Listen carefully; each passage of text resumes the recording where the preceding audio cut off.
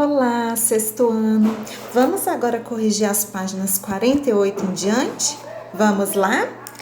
Número 1. Releia o texto, a variação e o preconceito linguístico que nós estudamos na aula anterior.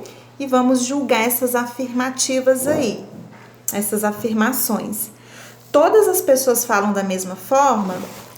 Falso. Devemos falar da mesma forma com qualquer pessoa?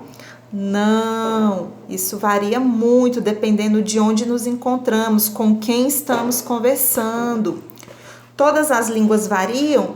Sim. Não existe apenas uma maneira certa de falar? Verdadeiro. Falar certo é falar de acordo com a situação? Exatamente, tá certo. Os brasileiros precisam aprender a falar português? Falso. O português é uma das línguas mais difíceis de aprender? Falso. O certo é sempre se expressar de acordo com a norma culta? Falso. Daí nós temos uma tirinha que nos ajuda a compreender melhor isso. Na sala de aula, né? Temos esse cenário, daí o aluno fala: Professora Norma, por que a gente temos que vir para a escola todo santo dia? É simples, Zeca, porque você precisa aprender a falar português. Mas eu sei o falar, professora. Então eu tenho mesmo que vir? Você não precisa vir. Na verdade, você precisa morar aqui. Então vamos lá? É necessário frequentar a escola para aprender a falar português? Não, meus amores, nós aprendemos em casa, com os nossos familiares, né? O nosso idioma materno. Porque para a professora Norma, Zeca não sabia falar português. Ela estava certa? Não, meus amores, de acordo com o que estudamos nesse capítulo, ela está errada, porque o aluno ele está usando uma variação linguística. Que variante do português a professora Norma quiser que aprenda? O português padrão. E daí nós temos outra tirinha na questão 3. Moça, me ensina a ler só se tu voltares a frequentar a escola. Como, moça? Eu nem sei qual é a escola. Então nós vemos aí o humor, né? Ele não sabe identificar qual é o prédio da escola. Então, o menino gostaria de aprender a ler? Sim. Marieta ensinaria o menino a ler sob uma condição? Sim. O menino não sabe onde fica a escola? Verdadeiro. Marieta se expressou de maneira pouco formal?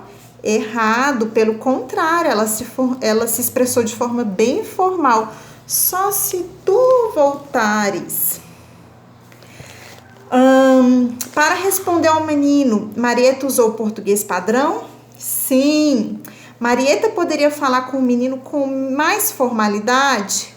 Não. Só é possível aprender a ler na escola? Falso, né? E olha que interessante. Aprenda mais, bicicleta. Então, vocês sabiam que Camões, ele escrevia frecha ao invés de flecha? É aquele mesmo caso da flor, né? Os nobres diziam flor e a população em geral diziam flor. E com o tempo, flor e flecha é que passou a ser utilizado por todas as pessoas. Então, isso mostra que a língua ela está em constante transformação, certo?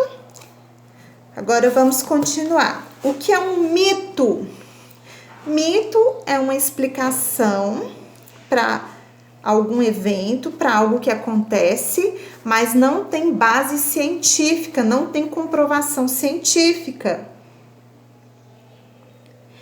E aí, número 5, na opinião de vocês, por que vocês acham que ainda existem tanto preconceito na nossa sociedade? Como que as mulheres são frágeis, os homens são mais inteligentes, que mulher não sabe dirigir. Por que ainda existem esses preconceitos? que vocês acham? Reflitam aí, certo? Número 6. O que devemos fazer para combater os preconceitos? Então, nós temos que aceitar as diferenças, não é verdade?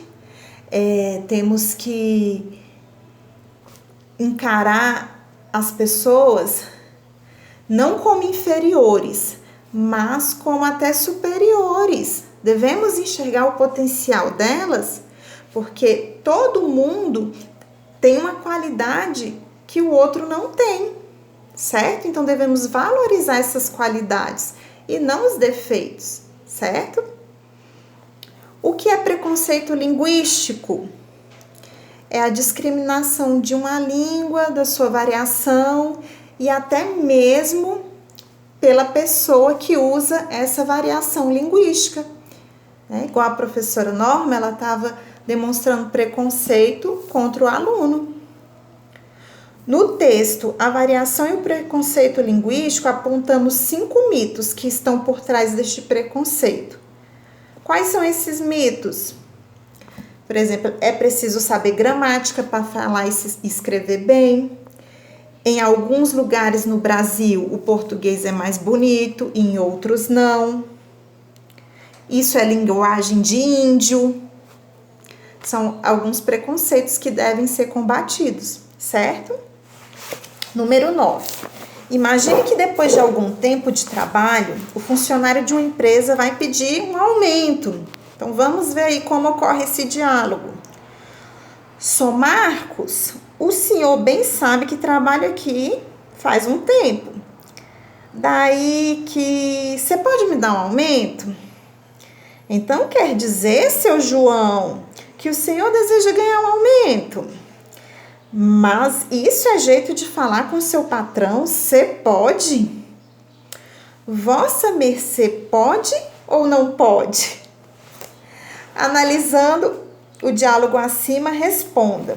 Por que o funcionário passou a utilizar vossa mercê?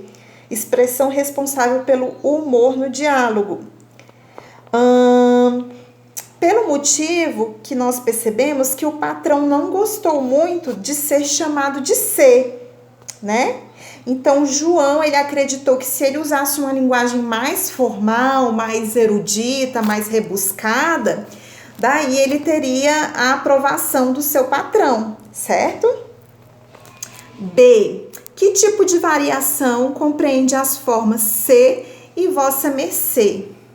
Então, vossa mercê era um termo que as pessoas utilizavam há muito tempo atrás. E depois passou para você, né? E hoje algumas pessoas ainda diminuíram se, certo? O que o fato de o funcionário ter utilizado as duas formas diz a respeito dele? Que o funcionário ele domina tanto a variante padrão e a não padrão. Ele sabe falar de forma mais formal e de forma mais coloquial, com a linguagem do dia a dia. Como você pode perceber, o funcionário e o patrão têm modos diferentes de pronunciar uma mesma palavra. Quais são essas palavras? Por exemplo, o funcionário fala sou e o patrão fala seu, né? Depois temos senhor e senhor, né? Então, mesma palavra, formas diferentes de pronunciar, mas conseguimos compreender, né, o sentido. Na sua opinião, a forma utilizada por um ou por outro é mais certa ou mais errada? Meus amores, eu quero que aqui vocês compreendam que ambas as formas, elas devem ser aceitas, certo? No entanto, como aqui ele está pedindo um aumento para o patrão, ele está falando com o patrão dele e ainda está pedindo um aumento, que é um assunto delicado, então ele deve usar uma linguagem mais elaborada, o português padrão, né? Mais formal nesse contexto, tá? Mas não significa que ele falou de maneira errada. Mas seria interessante ele ter usado uma linguagem mais formal, certo? Qual era a intenção por trás da atitude do patrão de repetir o pedido do funcionário? Então, o patrão, ele tinha a intenção de corrigir o seu empregado, já que ele usou uma variante linguística para se comunicar. Então, ele esperava que ele tivesse usado uma linguagem mais formal. Então, ele meio que corrigiu o funcionário, por isso que ele repetiu, certo? E essas foram as correções. Até mais.